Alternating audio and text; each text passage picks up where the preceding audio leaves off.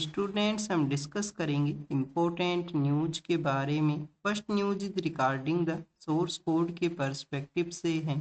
Recently एक news agency के द्वारा रिपोर्ट किया गया कि सेंट्रल अथॉरिटीज़ ने मोबाइल मैन्युफैक्चर कंपनीज से डिमांड किया है कि उनके साथ में फ़ोन का जो सोर्स कोड है उसको शेयर है वो किया जाए। अब आप देखिए कि इस रिपोर्ट को डिनाई किया गया मोबाइल मैन्युफैक्चर कंपनीज का एक एसोसिएशन है उसके द्वारा। इस तरीके का सेंट्रल अथॉरिटीज से कोई डिमांड नहीं हुआ कि सोर्स कोड उनके साथ में शेयर है वो करना है। यूपीएससी के एग्जाम से रिलेटेड क्या बेसिक इन्फॉर्मेशन आपको पता होना चाहिए? तो फर्स्ट ऑफ ऑल स्टूडेंट्स आपको जानकारी होना चाहिए सोर्स कोड के बारे में। सोर्स कोड आप देखिए कि फ़ोन का जो सॉफ्टवेयर प्रोग्राम है उसके एज ए कोर रिपोजिटरी के रूप से वर्क है किया करता है। मीन्स कि फ़ोन का जो वर्किंग प्रोसेस है उसके रिगार्डिंग में इसका लार्जर वे के अंदर में इम्पोर्टेंस है। लेकिन आप देखिए कि इसको काफ़ी सीक्रेट वे के थ्रू रखा जाता है जिससे कि इसको मॉडिफाई ना किया जाए, फ़ोन को जो हैक है वो यहाँ पे ना किया जाए, तो उसका इंफॉर्मेशन है उसको शेयर ना किया जाए अदर फ़ोन के रिगार्डिंग में, या जो हैकर्स हैं जो इंफॉर्मेशन को गेन किया करते हैं इस सोर्स कोड को हैक करके। लेकिन स्टूडेंट्स क्वेश्चन यहाँ पे आपके लिए रेज होता है, क्या जो मोबाइल मैन्युफैक्चर कंपनीज हैं कभी भी यहाँ पे सोर्स कोड को नहीं शेयर करते हैं? तो आप देखिए कि कुछ कंट्रीज के वहाँ पे एक्सेप्शन का एक कैटेगरी है, जैसे कि उस कंट्री का जो डिफेंस के रिगार्डिंग में कोई क्वेश्चन हो तो डिफेंस सेक्टर के रिगार्डिंग में ये शेयर हुआ करता है। सिक्योरिटी ऑफ द स्टेट का कोई क्वेश्चन हो उस कंट्री के वहाँ पे, तो ऐसे कुछ कंट्रीज हैं जो लिमिटेड हैं जहाँ पे कंपनीज अपना सोर्स कोड है उसको शेयर किया करते हैं। कंटिन्यूस अगर हम बात करें टेलीकॉम का जो सेक्टर है उसकी रिगार्डिंग में, दिसंबर मंथ के समय भी एक कंसर्न है वो रहा था सर्विलेंस के रिगार्डिंग में, जब गवर्नमेंट के द्वारा मोबाइल मैन्युफैक्चर कंपनीज को संचार साथी ऐप है उसको कि इंस्टॉल करने के लिए मेंशन है वो किया था। इस संचार साथी ऐप को आपको इंस्टॉल करना है, लोगों के द्वारा अपना वॉइस को रेज किया गया कि सर्विलेंस है वो इसके थ्रू इंक्रीज होगा। और उसके बाद में आप देखिए कि गवर्नमेंट ने अपना जो डिसीजन है उसको विड्रॉवल है वो किया था। और अभी आप देखिए कि रिसेंट मंथ्स के दौरान में गवर्नमेंट ने काफ़ी सारे ऐसे डिसीजंस लिए हैं, जब से दिल्ली के अंदर में रेड फोर्ट के एरिया पे जो ब्लास्ट हुआ, जैसे कि जो यहाँ पे सोशल मीडिया कंपनी है जो कि मैसेजिंग प्लेटफॉर्म के रूप से वर्क किया करते हैं, उनको भी आप देखिए कि फ़ोन नंबर्स के साथ में ही यहाँ पे लिंक है वो करना होगा अकाउंट को, वैसा भी एक जो डायरेक्शन है वो इशू किया गया था। सिक्योरिटी को यहाँ पे इंश्योर करने के रिगार्डिंग में ये जो डिसीजंस हैं वो हुआ करते हैं। नेक्स्ट अगर हम बात करें स्टूडेंट्स ईरान के पर्सपेक्टिव से है, ईरान के बारे में यहाँ पे ये मेंशन किया गया है कि दिसंबर के मंथ से जो प्रोटेस्ट वहाँ पे स्टार्ट हुआ था इन्फ्लेशन रेट की वजह से। आप देखिए कि साउथ सूडान के बाद में सेकंड हाईएस्ट रेट के ऊपर में ईरान के वहाँ पे इन्फ्लेशन रेट है, साउथ सूडान के बाद में सेकंड हाईएस्ट इन्फ्लेशन रेट है। अब ये इन्फ्लेशन रेट हाई है तो वहाँ का जो बाजार का एरिया है जो तेहरान के अंदर में सिचुएटेड है, वही बाजार का एरिया जो कभी 1979 के समय इरानियन रिवॉल्यूशन को सपोर्ट है वो किया करता था। इरानियन रिवॉल्यूशन को क्यों सपोर्ट किया गया था बाजार के एरिया के द्वारा? क्योंकि आप देखिए कि इरानियन रिवॉल्यूशन से पहले वहाँ पे शाह का जो रूल है वो हुआ करता था, और शाह का जो इंक्लिनेशन है जो वहाँ पे आप देखिए कि इन्फ्लुएंस है वेस्टर्न पावर कंट्रीज के लिए होता था, और वेस्टर्न कंपनीज हैं वो अपना मार्केट के अंदर में प्रेजेंस है उसको इंक्रीज कर रहे थे उस दौरान में, तो इसी वजह से बाजार के जो जो वहाँ पे व्यापारी लोग हैं बिजनेसमैन हैं उन्होंने इरानियन रिवॉल्यूशन है उसको सपोर्ट है वो प्रोवाइड किया। और अब यहाँ पे जो अथॉरिटीज़ को वो बेसिकली उसके अगेंस्ट में वॉइस को क्यों रेज कर रहे हैं, क्योंकि इन्फ्लेशन रेट है वो काफ़ी ज़्यादा हाई है ईरान के अंदर में। इन्फ्लेशन रेट हाई होने के बिहाइंड में क्या रीजंस हैं ऑलरेडी हम इसको रीड कर चुके हैं, कि जब से आप देखिए कि ईरान के अगेंस्ट में 2019 से जो सैंक्शंस हैं वो यूएस के द्वारा लगाए गए हैं, तो काफ़ी सारे जो कंट्री हैं वो ट्रेड को नहीं कैरी आउट करते हैं ईरान के साथ में। 2025 के समय में इजराइल और यूएस के द्वारा जो बॉम्बिंग को कैरी आउट किया गया, तो उस वॉर सिचुएशन के बाद में और भी वहाँ पे जो सिचुएशन है उसमें डैमेज हुआ, मोर इन्फ्लेशन है वो इंक्रीज हुआ। और अब रिसेंटली भी आप देखिए कि यूएस ने एक एक जो यूएस के प्रेसिडेंट का एक स्टेटमेंट था कि कोई भी कंट्री वहाँ से ट्रेड को अगर कैरी आउट करेगा तो एडिशनल जो 25% का जो टैरिफ है उनके प्रोडक्ट्स के ऊपर में इम्पोज होगा यूएस के वहाँ पे, अगर उनका कोई प्रोडक्ट है वो सप्लाई होता है तो एडिशनल 25% का टैरिफ है वो इंक्रीज हो सकता है। इंडिया के अगर हम ट्रेड के बारे में रीड करें तो इंडिया का ट्रेड ऑलरेडी आप देखिए कि डिक्लाइनिंग सिचुएशन में है। ईरान से हमारे लिए जो एक्सपोर्ट है वो भी नहीं हुआ करता है लार्जली वे के अंदर में, और हमारा जो यहाँ जो इम्पोर्ट है वो भी आपको नहीं मिलेगा। सेकंड, अगर हम बात करें स्टूडेंट्स, हमारे यहाँ पे कुछ ऐसे प्रोडक्ट्स हैं जैसे कि बासमती राइस है। बासमती राइस के अलावा आप देखिए कि टी है, ऑयल्स हैं। ऑयल्स के अलावा आप देखिए कि हमारे जो फ्रेश फ्रूट्स हैं वो बेसिकली इन कंट्रीज़ के लिए जाया करते हैं। साउथ एशिया, जो मिडिल ईस्ट के जो कंट्रीज हैं वहाँ पे हमारा जो बासमती राइस है उसकी लार्जर ये डेस्टिनेशन है। तो ये तो इंडिया के ट्रेड के रिगार्डिंग में हुआ। अब यहाँ पे क्या सिचुएशन है, कंटिन्यूअस प्रोटेस्ट हैं। प्रोटेस्ट की वजह से कुछ ऐसे लोग हैं जो प्रोटेस्टर्स के रूप से कम काम कर रहे थे वहाँ पे, उनको एग्जीक्यूट करने के रिगार्डिंग में भी सिग्नल्स वो ईरान के द्वारा दिए गए हैं। यूएस प्रेसिडेंट ने कहा है कि वो उनके द्वारा थ्रेटेंड किया गया कि वो वहाँ पे इंटरवेन है वो कर सकते।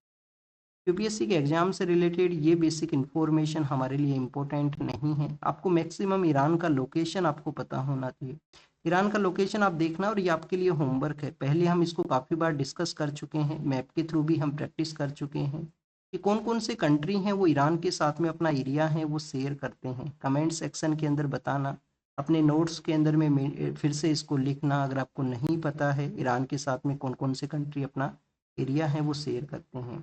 एक लेक है ईरान का जो वेस्टर्न पार्ट का एरिया है, वहाँ पे एक लेक है। लेक का नाम है लेक उर्मिया।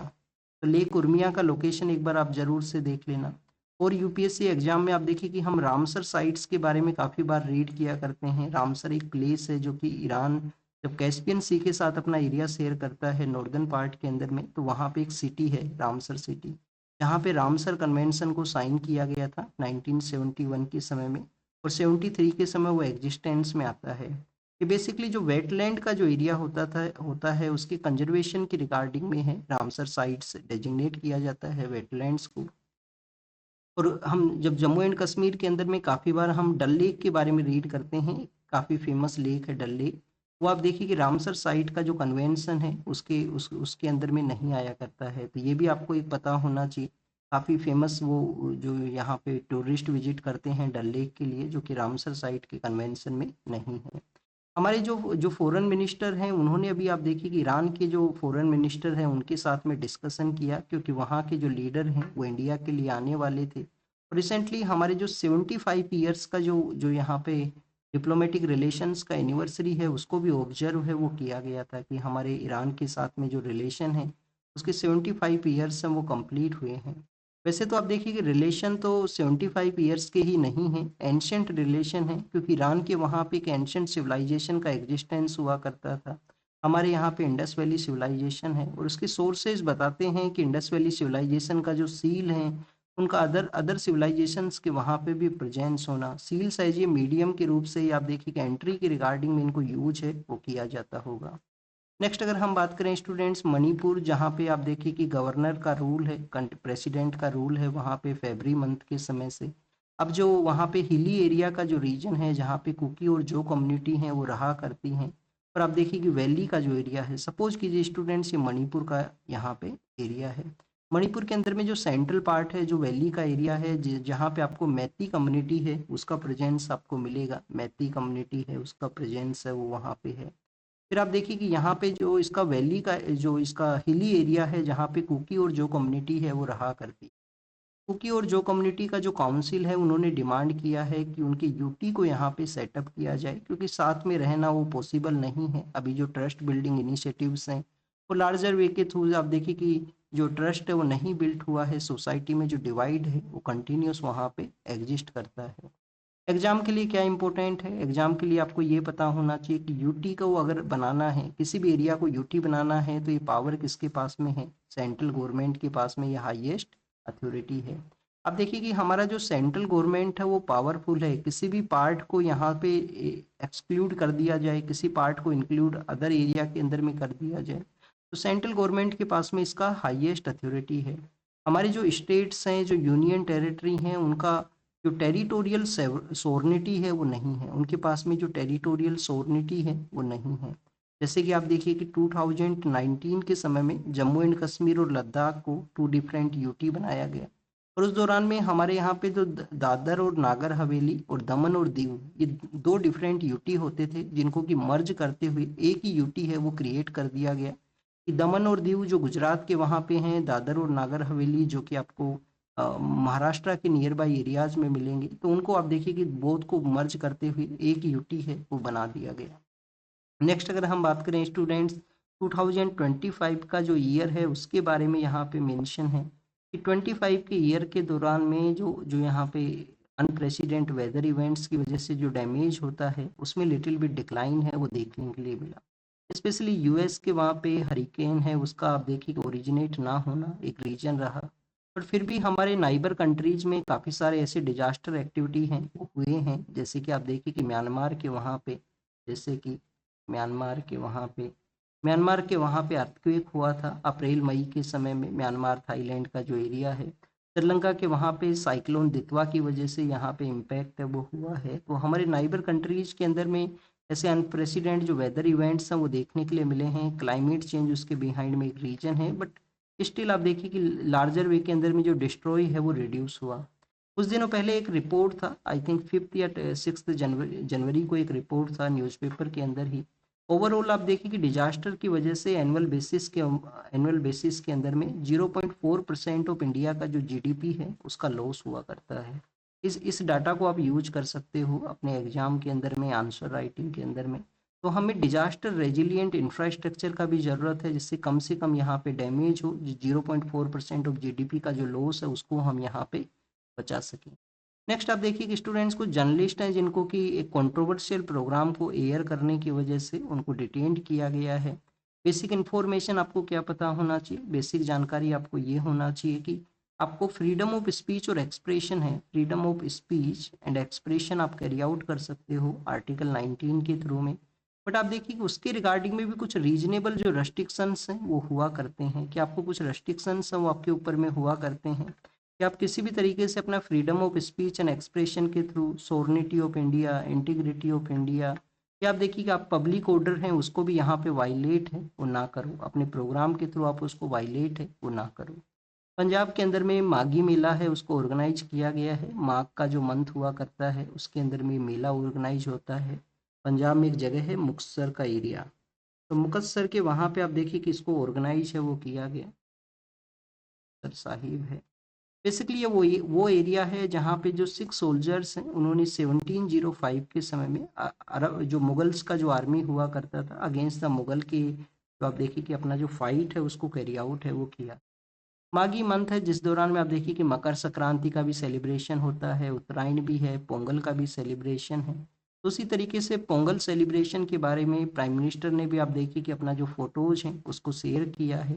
और इन्होंने बेसिकली यहाँ पे जो एक भारत श्रेष्ठ भारत का जो थीम है जो हमारे यूनिटी को प्रमोट करता है, तो काशी तमिल जो संगमम है उस इनिशिएटिव के बारे में भी प्राइम मिनिस्टर के द्वारा मेंशन है वो किया गया कि कैसे यहाँ पे यूनिटी है वो इम्पोर्टेंट है। सेंट अगस्त्या जो हुआ करते थे उनके बारे में इन्होंने मेंशन किया है कि सेंट अगस्त्या ने किस तरीके से काशी और तमिलनाडु का जो एक यूनिटी है उसको बूस्ट किया था।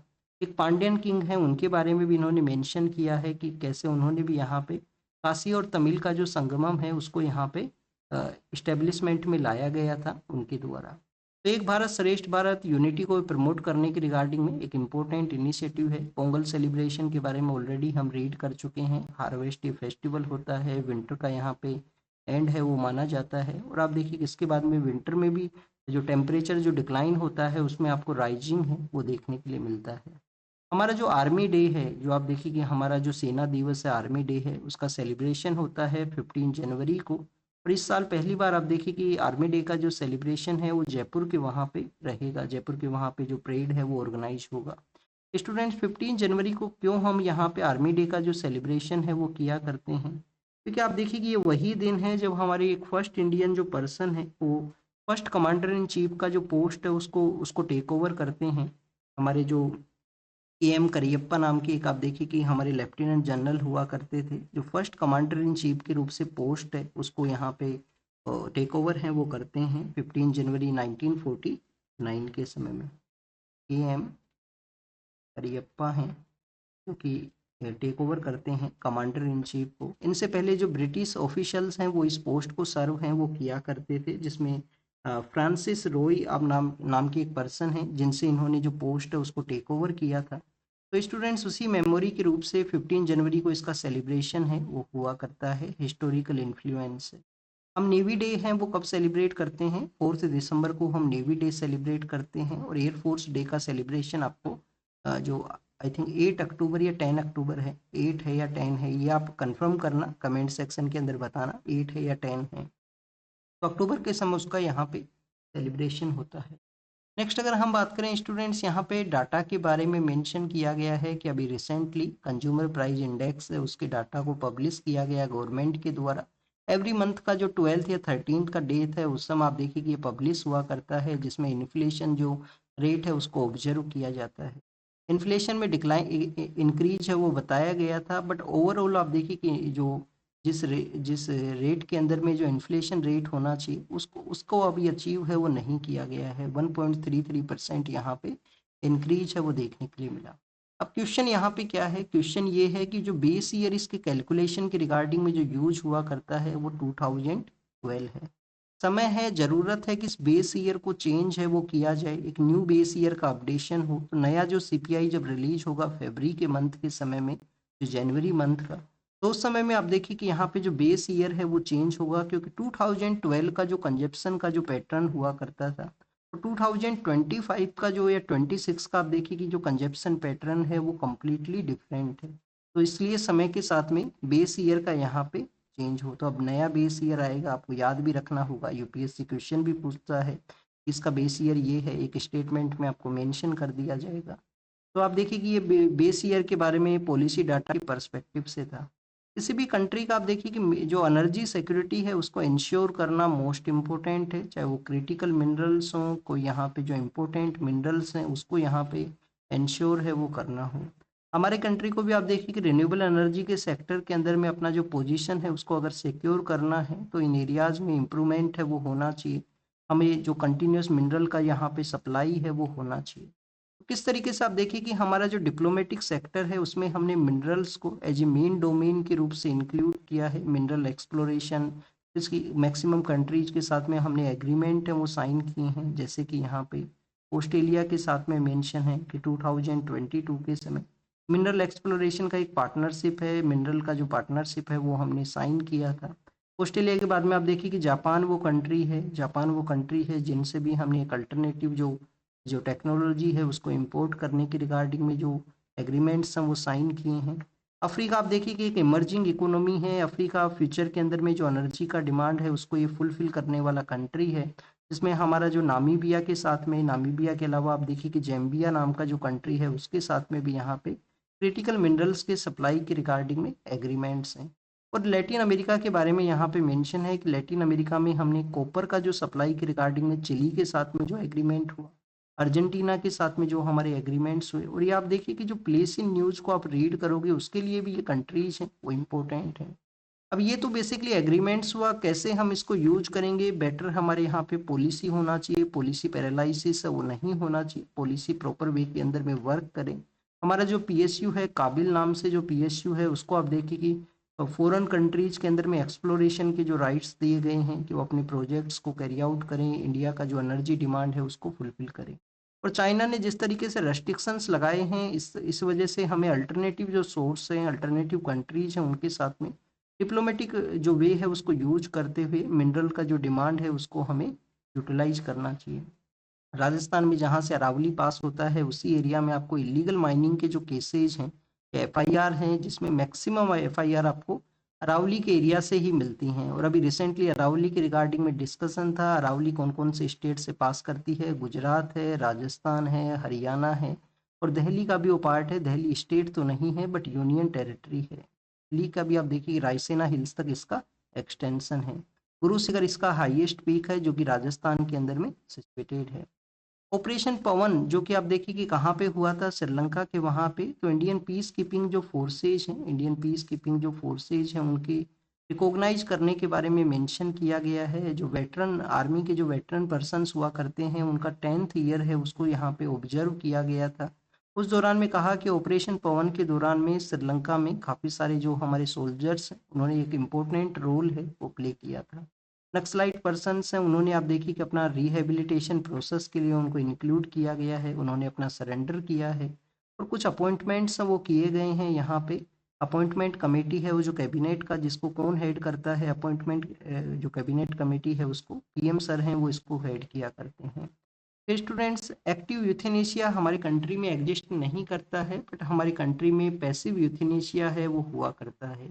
जैसे कि आप देखिए कि 2012 का जो कौन सा केस है, अरुणा सांबा केस है, काफ़ी फेमस केस है ये बेसिकली।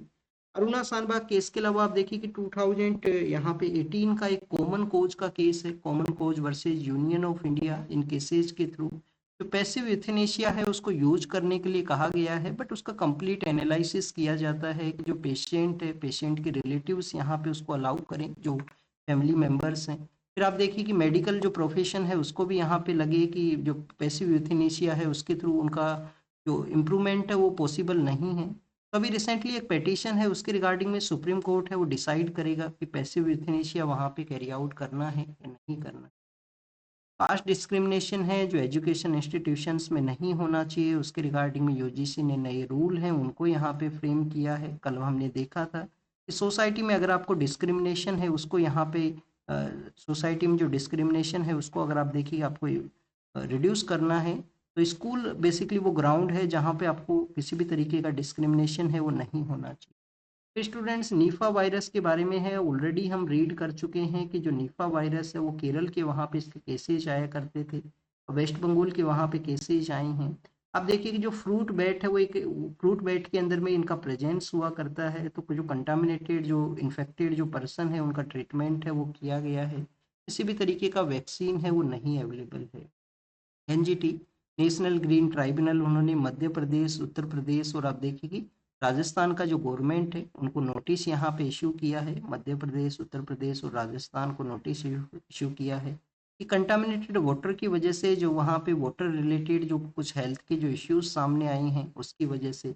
और आप देखिए कि जो हमारा 1974 का एक्ट है, वाटर का जो प्रिवेंशन, पोल्यूशन का प्रिवेंशन करना है, कंट्रोल करना है वाटर पोल्यूशन को, और इन्वायरमेंटल प्रोटेक्शन एक्ट है 1986 का, उनके थ्रू ये नोटिस है उसको सर्व किया।